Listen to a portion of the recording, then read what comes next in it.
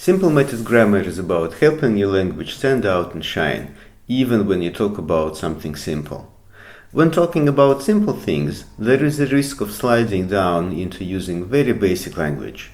In these videos, I show you how to avoid this trap and let your language shine every day. In today's episode, you will see a video about taking the tunnel in Istanbul, the world's oldest underground railway system still in operation. And after that, a review of grammar used in the story. We will review comparisons, the past perfect, the gerunds, and the infinitives.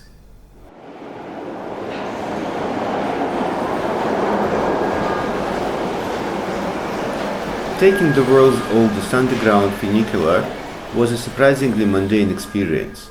By the time we took it, it had been in operation for 149 years, but the people didn't seem to care. They routinely tapped in with the beep, waited for the car creep to a stop, then bustled around the doors hoping to get themselves a seat, as if the journey would take hours rather than minutes. But probably I shouldn't be too sarcastic about taking a seat. As a first-time traveler, you would want to prepare and position yourself properly for complete immersion into the experience. And a little bit of waiting will only do you good. Overall, the experience is uneven in terms of rhythm and tempo. When the car approaches the station, it slows down dramatically and literally crawls like a giant sloth. But once the doors close with a gentle clap and you're in the tunnel, things seem to speed up, with the tunnel portal rapidly growing ever smaller and more remote, and the wall lamps dashing past behind the windows, and the oncoming car zooming by. It all takes seconds, and seems to end too soon for you to fully absorb it. After a few more seconds, the journey is over. You arrive at the lower station, and however much you want the experience to last, it is time to leave.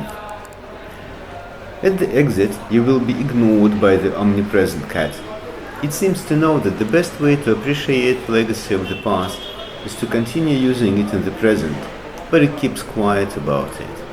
That's the discovery you must make yourself.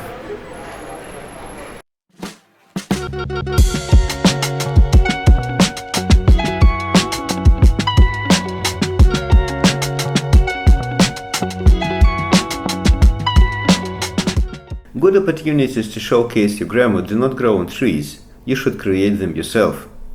One way to do that is to expand the context. It means that you don't just talk about one thing, but you also talk about other things related to it. There are many ways in which things could be related to each other.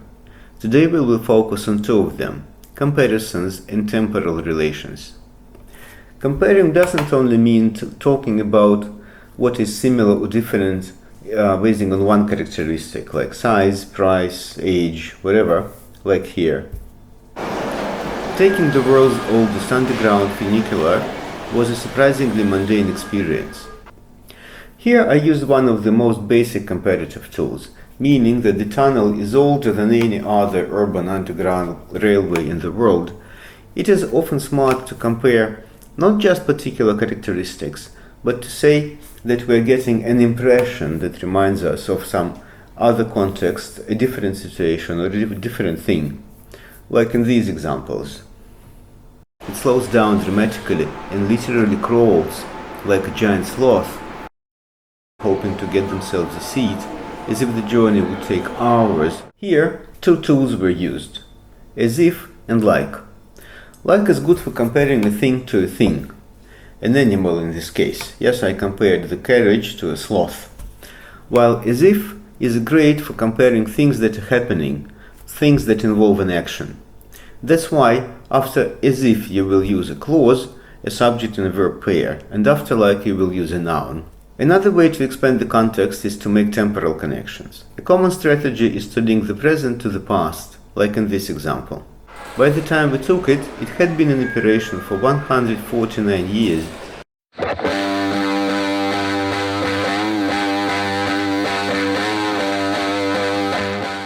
Here we use the past simple to give a time reference, that is, to give a reference point in relation to which we will consider older events, and the past perfect to speak about these events or actions. Like the tunnel opened in 1875, so in 2024 when we took it, it was 149 years old.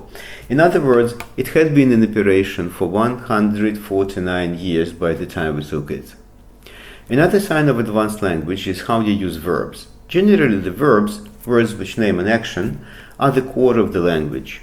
Each action has its source, a person or thing that performs the action. Together they make a clause, a subject and verb pair, like here. Or here.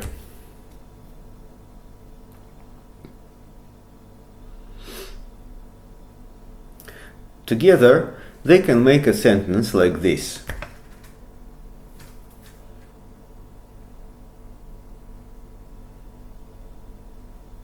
I had an impression that people did not care about the edge of a tunnel.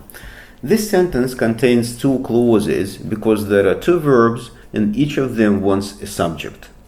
But there is a more advanced way to speak about several actions in one sentence, like in this example. But the people didn't seem to care. When I say people didn't seem to care, I use the verb seem, which means to produce an impression where people is the subject, and an infinitive to care to record the impression that people produced. As a result, I have a verb phrase with the infinitive, which makes it one clause instead of two. Check some more examples with seem from the story. Things seems to speed up and seems to end too soon for you to fully absorb it. It seems to know that the best way to appreciate the legacy of the past. In all these sentences we used seem plus the infinitive. Another powerful tool for making sentences short but meaningful is the gerund, or the ing form of the verb. Check these examples. But probably I shouldn't be too sarcastic about taking a seat, and a little bit of waiting will only do you good. If we wrote them in our basic structure of a subject and a verb, we would end up with something heavy and cumbersome, like these examples. Yeah, we would have had to say like, but I probably should not be so sarcastic about the fact that somebody might want to take a seat, which makes 19 words, or if you wait for a little while, you will only feel better, which makes 12 words. The last one actually doesn't do as bad as the first one compared to the original, in terms of the length of words, I mean, but it is longer anyway. Let's look at the features that make the gerund possible in these sentences. In both sentences, the gerund, or the ing form, performs in the same way as a noun would perform. A little bit of, and be sarcastic about, both end with a preposition, which is usually followed by a noun. However, here we don't want a noun. We speak about actions, so we want a verb. So we want to use a verb in a position that is usually occupied by a noun. This is the job for the gerund. One of its functions is exactly this, to speak about an action in a situation where only a noun is possible. Check some more examples from the video. Simple Natters grammar is about helping your language stand out and shine. There is a risk of sliding down into using very basic language. Gerunds are literally everywhere. By the way, in this example, things seems to speed up, with the tunnel portal rapidly growing ever smaller and more remote, and the wall lamps dashing past behind the windows, and the oncoming car zooming by. There are also quite a lot of gerunds used, following the preposition with. However, this sentence is different from the ones about waiting and getting a seat, like we discussed previously. In the comments, please write what difference you noticed, how you could explain it, and how you feel about it. So, next time you speak about simple matters, remember to create opportunities for your language to stand out and shine. See you next time.